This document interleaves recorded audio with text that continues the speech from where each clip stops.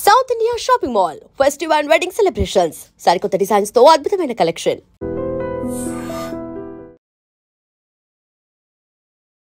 నల్గొండ జిల్లాలో జరిగింది ఈ ఘటన.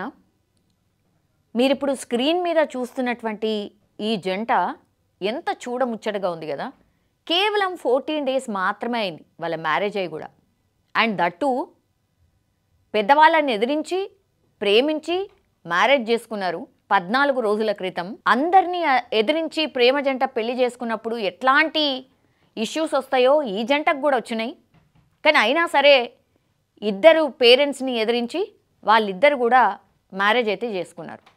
చేసుకోకంటే ముందు మాత్రం ఒక కంప్లైంట్ కూడా ఇచ్చిండ్రు. ఏమని?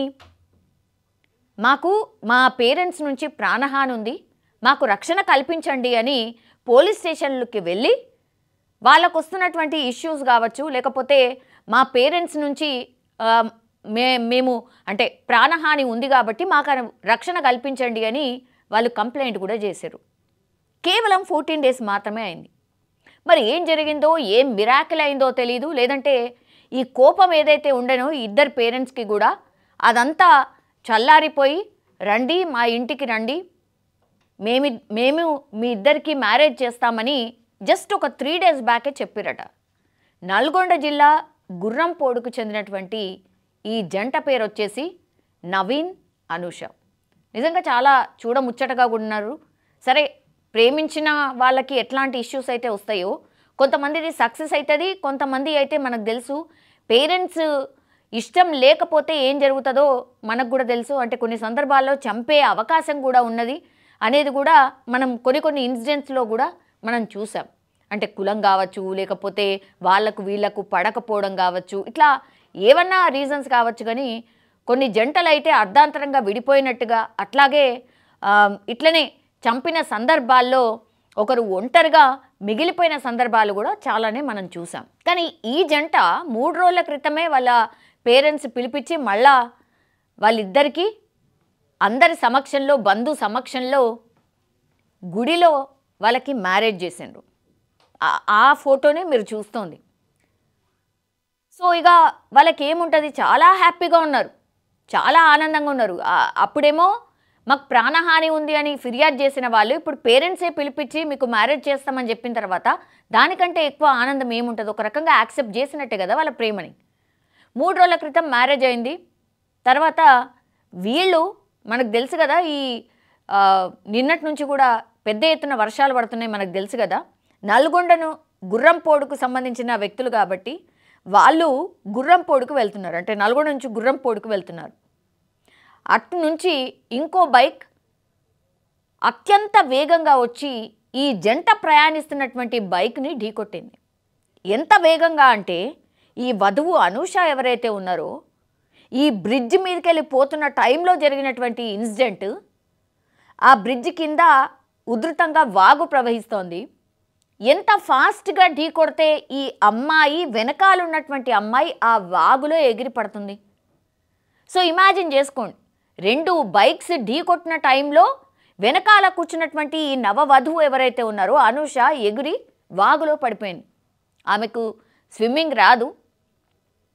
సో 20 నిమిషాల పాటు ఆ లోపల వాగులో వెతకడానికి, అట్లాగే ఇప్పుడు హస్బెండ్ ఎవరైతే నవీన్ ఉన్నాడో పాపం ఆయనకు కూడా తలకు భయంకరంగా గాయమైనటువంటి పరిస్థితి. ఆయన ఒక రకంగా కింద పడిపోయిండు. ఆయనకు అసలు తెలియని కూడా తెలియదు అనుకుంటా అనూష ఇట్లా వాగులో పడిపోయింది అని. స్థానికులు గమనించిండ్రు. డే టైంలో జరిగినటువంటి ఇన్సిడెంట్ ఇది. స్థానికులు గమనించిండ్రు, వాళ్ళు వీళ్ళు ట్రై చేసిండ్రు అనూషను కాపాడడానికి. 20 నిమిషాల పాటు ఆ వాగులో ఎక్కడ కొట్టుకపోయింది ఏంటి అనేది కూడా అబ్జర్వ్ చేస్తూ అక్కడ చుట్టుపక్కల ఉన్న వాళ్ళందరూ కూడా ఆమెను కాపాడే ప్రయత్నం కూడా చేసిండ్రు. బయటికి తీసుకొచ్చే లోపే ఆమె కొనా ఊపిరితో ఉంది అని ఇప్పుడు ఎవరైతే రక్షించిన వాళ్ళు ఉన్నారో వాళ్ళు చెప్తున్నటువంటి మాట. ఇప్పుడు హస్బెండ్ ఏమో పాపం తలకి తీవ్ర గాయమైంది, రోడ్డు మీద పడిపోయి ఉన్నాడు. అంటే ఇద్దరు సీరియస్ కండిషన్లోనే దగ్గరలో ఉన్నటువంటి హాస్పిటల్కి తరలించిండ్రు. వాళ్లకు ట్రీట్మెంట్ చేద్దాము అన్నటువంటి టైంలోనే అనూష చనిపోయినట్టు డిక్లేర్ చేసిండ్రు డాక్టర్స్. అతను మాత్రం ఇప్పుడు సీరియస్ కండిషన్లో ఐసీయూలో ఆయనకు ట్రీట్మెంట్ జరుగుతున్నట్టుగా మనకున్నటువంటి సమాచారం. ఇప్పుడు ఈ ప్రేమ జంట ఈ యాక్సిడెంట్కి ఏమైనా లింక్ ఉందా? ఎందుకంటే 14 రోజుల క్రితమే వాళ్ళు కంప్లైంట్ ఇచ్చిండ్రు కదా, మా పేరెంట్స్ నుంచి థ్రెటనింగ్ ఉంది ఆర్ చంపే అవకాశం ఉంది మమ్మల్ని అని చెప్పారు. కాబట్టి ఇప్పుడు పేరెంట్స్ మీద డౌట్ వస్తుంది. ఇది ఏమైనా కుట్రపూరితంగా వీళ్ళిద్దరిని చంపడానికో లేకపోతే విడదీయడానికో చేసినటువంటి ప్రయత్నమా, లేకపోతే న్యాచురల్గానే వీళ్ళకి యాక్సిడెంట్ జరిగిందా? అన్ని కోణాల్లో ఇప్పుడు పోలీసులు అయితే ఇన్వెస్టిగేషన్ చేస్తున్నట్టుగా మనకైతే తెలుస్తోంది. అయితే ఇప్పుడు ఎవరైతే ఇంకో బైక్ మీద వచ్చి ఈ నవవధువులని డాష్ ఇచ్చిండో ఇప్పుడు ఆయన ఎవరు అనేది పెద్ద క్వశ్చన్. అతను ఈ వాగు ఉధృతంగా ప్రవహిస్తోంది కదా, వాళ్ళ పిల్లల్ని తీసుకొచ్చి ఆ వాగు దగ్గర వాటర్ ఫ్లోని చూయించడానికి తీసుకొచ్చినట్టుగా చెప్తున్నారు పోలీసులు. ఆ బైక్ అతని మీద పూర్తిగా డౌట్ వచ్చింది. ఎందుకంటే నేను ఇంతకుముందు చెప్పినట్టుగా ప్రేమ జంటని కావాలనే విడదీసే ప్రయత్నం ఏమైనా జరిగిందా అనే కోణంలోనే ఫస్ట్ ఇన్వెస్టిగేషన్ స్టార్ట్ అయింది పోలీసులది.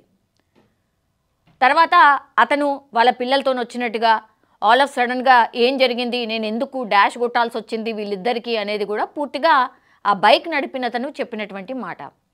దీంతో ఇప్పటికైతే ఈ కేసులో ఆయన కావాలని డాష్ కొట్టినట్టుగా కానీ లేదంటే వాళ్ళ పేరెంట్స్ ఇరుగురు పేరెంట్స్ ఏమైనా కావాలనే కుట్రపూరితంగా ఈ బైక్తోని ఢీ కొట్టించడానికి ఏమైనా కుట్ర చేశారు అనే కోణంలో కానీ ఎట్లాంటి క్లూ అయితే పోలీసులకైతే దొరకలేదు. కానీ ఇన్వెస్టిగేషన్ మాత్రం కొనసాగిస్తున్నారు. ఎందుకు ఎట్లా జరిగింది ఈ యాక్సిడెంట్ అనేది ఒకవైపు, తర్వాత పాపం ఈ ఇద్దరు పేరెంట్స్ కూడా నిజంగానే వాళ్ళ ప్రేమను యాక్సెప్ట్ చేసి వాళ్ళిద్దరినీ కూడా అంటే జంట చాలా ముచ్చటగా ఉండడమే కాకుండా లైఫ్లో కూడా వాళ్ళిద్దరూ హ్యాపీగా ఉంటే చాలు అనుకున్నటువంటి డిసిషనే వాళ్ళు 3 రోజుల క్రితం తీసుకున్నారు. కానీ అనుకోని సంఘటన ఇట్లా ఇద్దరిని విడదీస్తుందని కానీ ఇంత భయంకరమైన సిట్యువేషన్లో ఒక నవవధువు 14 రోజులకే చనిపోతుందని, వరుడు ఇప్పుడు ఐసీయూలో ట్రీట్మెంట్ తీసుకుంటాడని ఎవరు కూడా ఊహించుంటారు. ఇప్పుడైతే పోలీసుల ఇన్వెస్టిగేషన్ అయితే కొనసాగుతోంది. కానీ ఎంత బాధాకరం కదా, ఒక్కొక్క స్టోరీ విన్నప్పుడు నిజంగా బాధేస్తుంది. వాళ్ళు పాపం ఎన్ని కలలు కానీ ఎంత ఫ్యూచర్ ఊహించుకొని ఎంత హ్యాపీగా ఉంటాము అని వాళ్ళిద్దరు పేరెంట్స్ సమక్షంలో మ్యారేజ్ చేసుకున్న తర్వాత ప్రామిసెస్ చేసుకొని ఉంటారు కదా, అట్లాంటిది ఇప్పుడు అనుకోని సంఘటన లాస్ట్కి వస్తే ఆ జంటని ఎటుగాకుండా చేసింది అనుకోవచ్చు.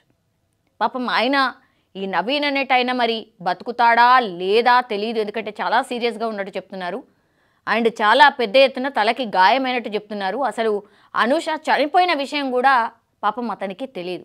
అంటే ప్రేమించిన అమ్మాయి బతుకుందా లేదా తెలీదు, అసలు ఆమె పొజిషన్ ఏంది అనేది కూడా అసలు కనీస స్పృహ ఉందో లేదో కూడా నవీన్కి తెలియదు. ఆయన కోలుకొని కళ్ళు తెరిచి చూసిన తర్వాత అనూష ఏది అని అడిగితే ఎవరు ఏం సమాధానం చెప్తారు?